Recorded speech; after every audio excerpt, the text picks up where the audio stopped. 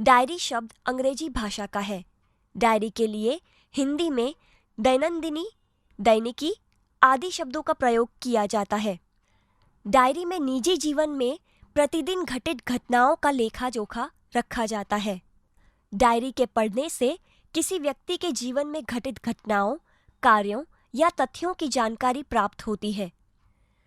Diary में व्यक्ति घटित घटनाओं के साथ साथ अपने मन में उठी प्रतिक्रियाओं की अभिव्यक्ति भी अंकित करता है, इसलिए उसमें वैयक्तिकता होती है। डायरी प्रतिदिन, साप्ताहिक, पाक्षिक अथवा मासिक लिखी जा सकती है।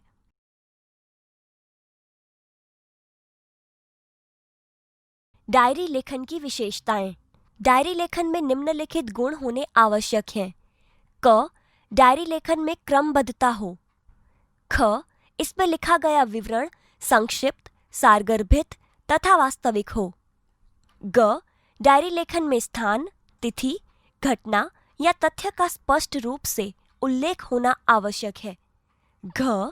डायरी लेखन करते समय आलोचना, टीका टिप्पणी, बनावटीपन, काल्पनिकता, चित्रात्मकता, अनावश्यक विस्तार से बचना चाहिए। डायरी लेखन के लाभ। क. इससे जीवन में घटी घटनाओं की जानकारी प्राप्त होती है। ख. डायरी में तथ्यों का उल्लेख रहता है, इसी कारण व्यक्ति दिन भर जो अच्छे बुरे काम करता है उसका उल्लेख भी रहता है। इससे शनेह शनेह बुराइयों से बचा जा सकता है। ग. डायरी ही ऐसा दस्तावेज है जिसे पढ़कर किसी व्यक्ति के जीवन के पिछले अनुभवों तथा घटनाओं की जानकारी उसी व्यक्ति के शब्दों में प्राप्त की जा सकती है।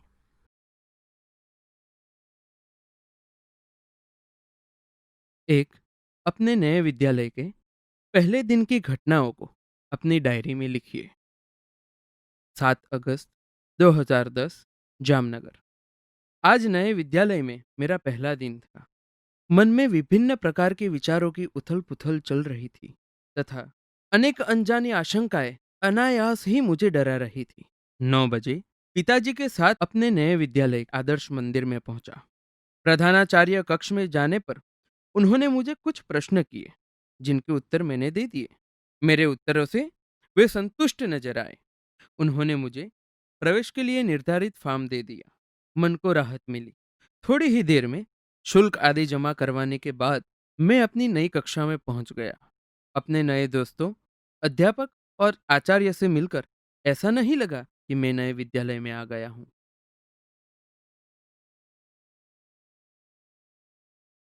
2. वार्षिक परीक्षा के एक दिन पूर्व के अनुभव को अपनी डायरी में लिखिए।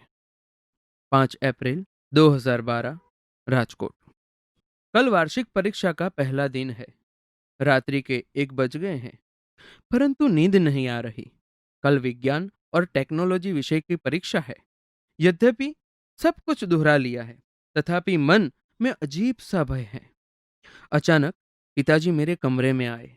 मुझे जगा हुआ देखकर ढाढ़स बंधाया और बिस्तर पर लेट जाने को कहा। बत्ती बंद कर दी। बिस्तर पर पड़े पड़े भी नींद नहीं आ रही। पिताजी के चले जाने पर टेबल लैंप जलाया और पुस्तक के पन्ने पुनः पलटने लगा। थोड़ी ही देर में थककर बिस्तर पर पुनः लेट गया और न जाने नींद कब आ गई।